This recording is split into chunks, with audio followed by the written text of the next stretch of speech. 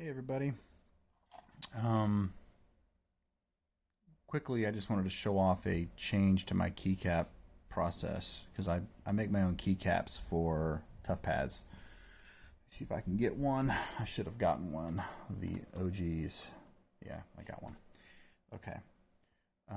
So I make my own keycaps with resin, UV resin, and historically it's worked fine. This is what one of them looked like. See, the entire keycap is resin, including the stem, and they're durable enough. Uh, these keycaps are fine for the most part, like they don't really break. But I have had a number of customers come back and say that the bigger keycaps that are on the thumb switch do break if they are hit at the wrong angle or if they're dropped. Please don't drop your tough pads. Anyways, still, I'd like to prevent that if I can. I know that on these stems, the material is very thin and resin's quite brittle. So these thicker areas like these walls are fine, but there's this stem, the tolerances are so finicky to fit on a Cherry MX style switch plunger that the material has to be very thin and it's very brittle. And so if there's any kind of pressure other than straight down, let's get a switch. If there's any pressure, other than straight down, like if you drop it or it hits something on the side, it's going to break that stem in the middle. And that's happened a number of times, and I've had to reprint keycap sets or reprint just the thumb caps, and it's annoying. So I've been working on a way to get stronger keycaps, and I think I've got it. For the longest time, I was looking at doing FDM keycaps, which just quickly is a different type of 3D printing. So resin printing, SLA printing, is where you've got UV resin that hardens layer by layer, and it's masked off. You have a UV light source that's masked off by an LCD screen, or sometimes it's with DLP technology. But it's resin it's liquid resin that's hardened layer by layer, and it's capable of some very fine detail, like the smooth walls, how smooth this top is all because of that printing technology. And FDM is it's like a computer controlled precision hot glue gun where you've got molten thermoplastic being laid down by computer controlled stepper motors. And it's great for functional parts, for larger mechanical parts. So that's what I print the bodies of tough pads with. If I do razor mods, I tend to print the custom plastic parts out of with FDM. But once you start getting into areas where you need it to be like cosmetically perfect, not just good, because I can get good results out of an FDM printer, but I can't get like near perfect or perfect cosmetic results out of an FDM printer. It's just not possible. You always have layer lines, always. So it's just never, an FDM keycap is just never going to look this good. It's just not, period. I've been playing with that for a while and have gotten okay results, nothing that I've been happy with sending to customers. But this stem snapping issue is still present, and it's still annoying. And I might still experiment with different resin types. There are tougher resins than kind of the standard resins. They have some give to some flex to them, and so people do that for like RC planes where they will mix or just use a tougher resin or mix a tougher resin, more flexible resin with a standard resin. The issue is that those tougher resins, one, are way more expensive. In some cases, twice or more. So it would greatly increase my material costs for doing a tough pad build. And or the coloring in the cleanup is different. So like I use Soraya Tech Simple for those who care to dig into these details. It's clear and it's water washable, and it's relatively flexible compared to especially other water washable resins that are very brittle. but people can mix another resin like Ceratec Tough, or sorry, Tenacious. But that stuff is clear. It's very yellow. And so coloring that gets interesting. So like, I don't know. I might still experiment with that. But I think the solution that I have here is probably what's that I'm going to go with.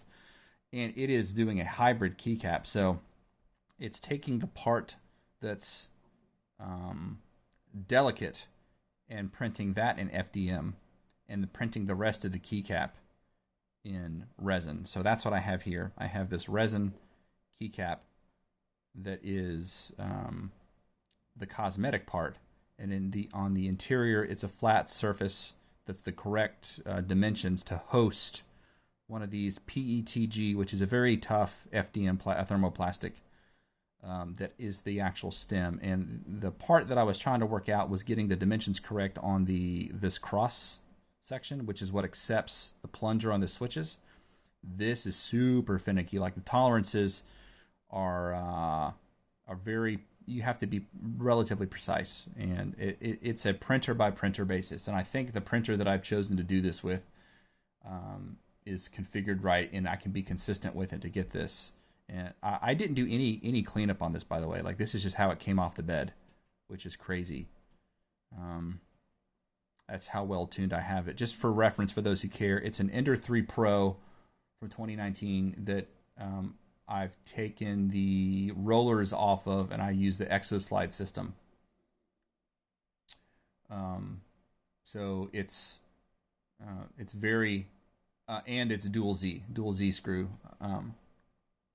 So it's an Ender 3, but it's not an Ender 3 anymore. Anyways, I'm happy with this turnout, and the idea is that, you know, this will be glued on the interior, and I can, you know, pick the colors. So this is just a silvery gray PETG. It doesn't look that bad for this black keycap, but, you know, I think I'm just going to get clear, transparent PETG, so it doesn't matter for color matching. But anyways, so some of the cool results of this is that I get this kind of pudding top effect, which I think is neat. I think that this keycap overall looks better than this keycap.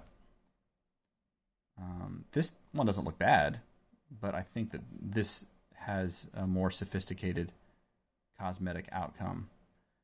So anyways, what I've got here are a bunch of switches, and this is the other tricky thing, is not all MX switches are exactly the same. So different brands will have slightly different plunger dimensions, such that most MX keycap sets will fit, but the tolerances are not always the same. But what I've got here fits all of these.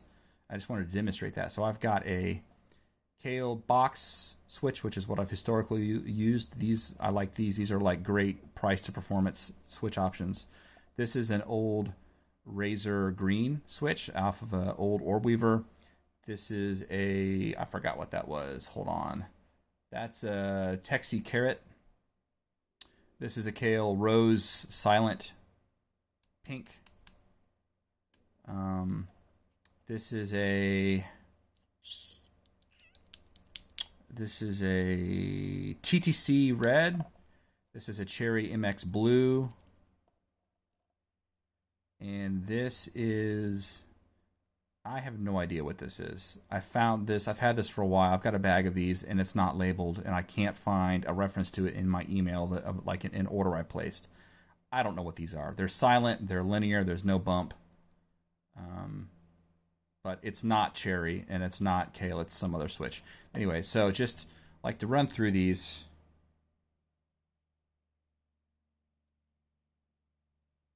Right, that fits.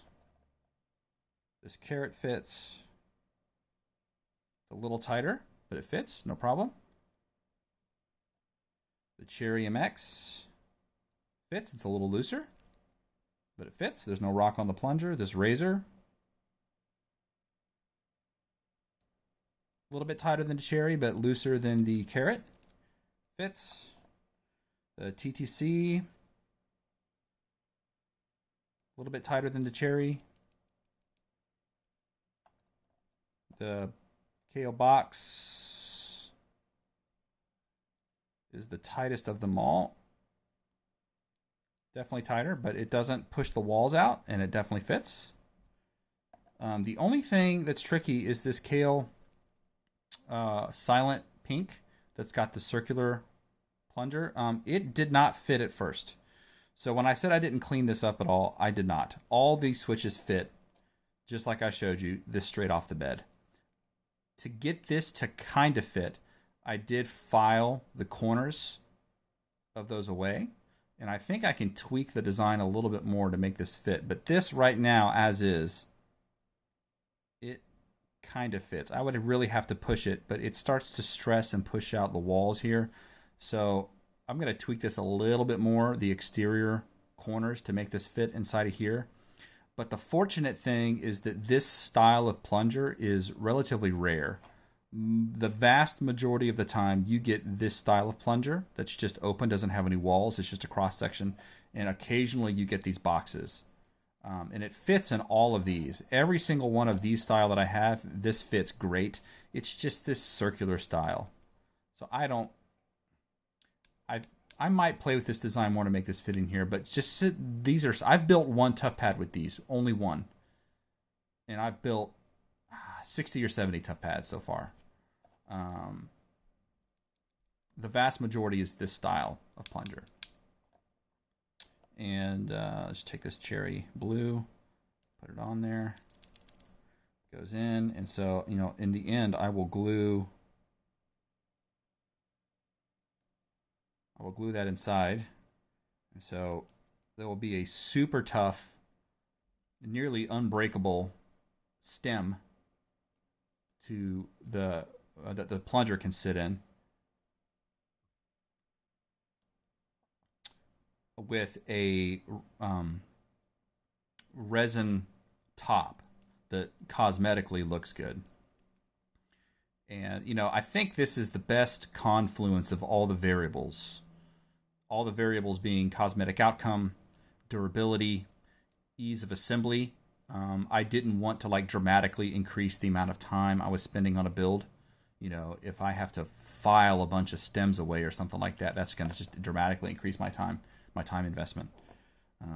I didn't want to do any of that. And then of cost, I didn't want to double or more my material cost for tougher resins. So just all the variables that I think that matter, I think this is the solution for. So the next build that I'm going to do, which I just got an order for, I'm going to get some transparent PETG, and he or she, I guess I don't know who they are going to get this style of keycap from me. And I think that's it. I think that's all I really wanted to show. I know I just did a tuffpad update video. I had this cooking at the same time, but I didn't want to double that video runtime by talking about both things. So I think this is good to go. When that tuffpad build is done, or maybe when I have that full keycap set made, I will do another video kind of showing the end result with the transparent. I have a name for this, plunger plate, I guess. I don't know. And the different sets. So this is a row 1 DSA keycap. I do row 1, row 2, row 3, and row 4, and then with a home key. So when I get examples of all those, and the DSA thumb, which is a row 2 that's wider. So when I get those made, I'll show that off with the switches that he ordered. So yeah, I'll stop talking now. I'm almost 15 minutes in, and I think you get the picture. So let me know what you think. If you've got any better ideas than what I've come up with, let me know. I've had the small community that is interested in this stuff, correct me on things in the past, and I've come to better ideas that way than just me working in a vacuum. So if you see something that I'm doing wrong or could improve, please tell me. I would really appreciate it. Anyways, thanks. Yeah. Have a good day.